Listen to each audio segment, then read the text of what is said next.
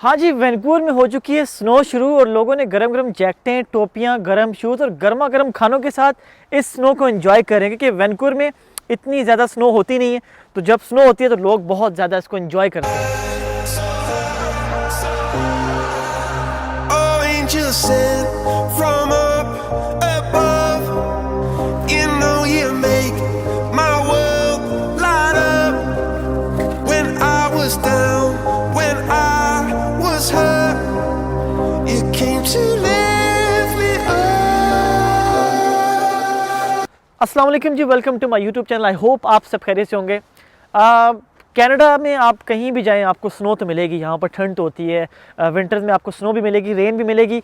Vancouver एक ऐसी जगह है जहाँ पर यहाँ पर स्नो कम होती है, ठंड भी कम होती है। लेकिन मैं दूसरा साल देख रहा हूँ, फ्रीक्वेंटली सेकंड ईयर ये है जब स्नो ज़्यादा हो रही है। वैंकूवर में भी इतनी ज़्यादा नहीं हो रही। अगर आप कैलगरी, सस्कैचुअन वगैरह का, टोरंटो का मुकाबला करें, न्यू फाउंडलैंड वगैरह उन प्रोविंसेस करें तो उसके हिसाब से तो यहाँ पर कुछ भी स्नो नहीं है। लेकिन अगर आप वैंकूवर में नए हैं, न्यू इमिग्रेंट्स हैं, खासतौर पर आप लोग ये देख के आते हैं कि वैंकूवर थोड़ा सा गर्म है, यहाँ पर स्नो कम होती है, तो शायद आपके लिए मुश्किलात हो सकती है क्योंकि हम लोग यहाँ पर प्रिपेयर्ड नहीं होते। हमें पता नहीं था कि यहाँ पर इतना स्नो लग सकती है। हम लोग उस हिसाब से अपनी गाड़ियों के टायर नहीं चेंज करते, गर्म कपड़े वैसे नहीं रखते, तो बहुत सारी चीज़ों की हमें फिर जो है मुश्किलात का सामना करना पड़ सकता है। तो जो लोग न्यू इमिग्रेंट्स आते हैं उनको किन किन चीज़ों का ख्याल रखना पड़ता है, क्योंकि शायद आप लोग दिल्ली से आए होंगे, आप शायद पाकिस्तान के गर्म इलाकों से आए होंगे, आप लोग डिफरेंट कंट्री से आए होंगे जहाँ पर गर्मी होगी, ज़्यादा स्नो नहीं होगी, तो आप लोग शायद आदी नहीं होंगे।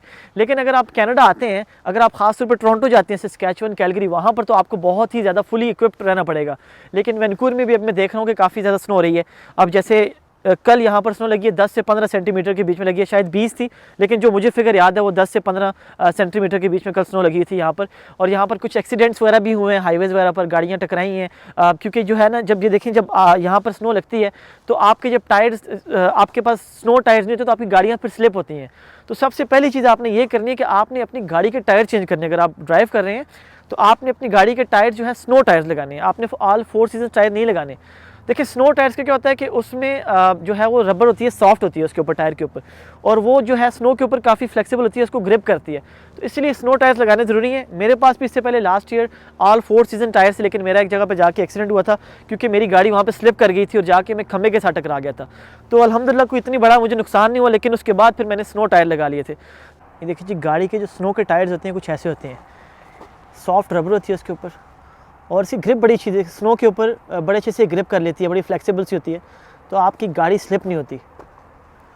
तो ये देखिए, मेरी गाड़ी के चारों जो टायर्स हैं वो स्नो टायर्स हैं, क्योंकि अगर आप फ्रंट के स्नो टायर रखते हैं और बैक के नहीं है तो अगर आप जब गाड़ी स्टॉप करें कहीं ना कहीं तो आपकी गाड़ी स्लिप हो जाएगी, क्योंकि पीछे के टायर जो है वो मूव कर जाएंगे।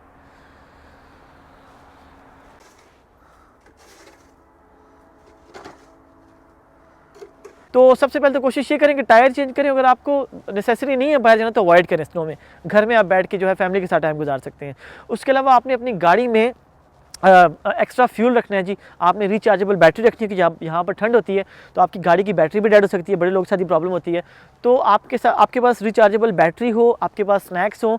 कभी कभी आप स्नो में स्टक भी हो सकते हैं, अगर आप सस्कैचुअन वगैरह में, कैलगरी में, तो आपके पास गाड़ी में स्नैक्स हों ताकि आप पानी वगैरह हो, आप डिहाइड्रेटेड ना हो, आपको भूख ना लगे। और इसके अलावा आपके पास, आप कोशिश करें कि आपके पास रिचार्जेबल स्टोव भी हो, ताकि आप, अगर आपके पास कोई चीज़ है तो आप वहाँ पर थोड़ा बहुत कुकिंग वगैरह भी कर सकते हैं।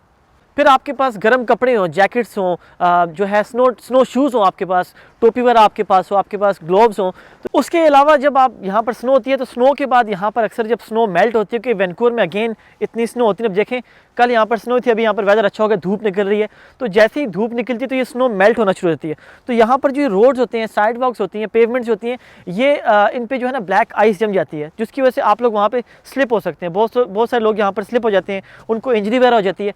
तो आप लोगों के पास स्नो शूज़ होने चाहिए और आप लोगों ने बड़ा ध्यान से चलना है, क्योंकि हम लोग ज़रा जल्दी आने जाने के आदी होते हैं, यहाँ पर काम के लिए भागते हैं, अपनी जॉब वगैरह के लिए, स्टडीज़ के लिए। तो कभी कभी मैंने लोगों को स्लिप होते हुए देखा है, मैं खुद भी एक दफ़ा स्लिप हुआ था। तो इसलिए आपने इस चीज़ का भी ख्याल रखना है।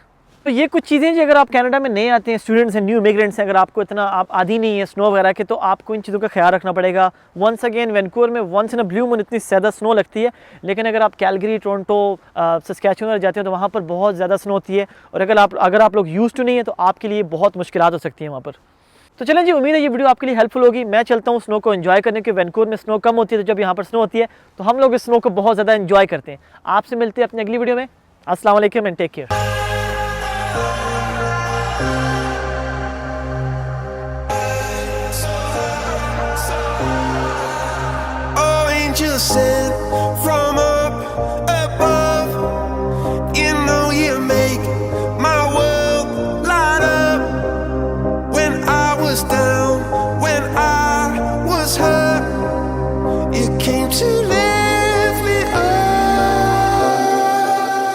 Life is a drink and love's a drug.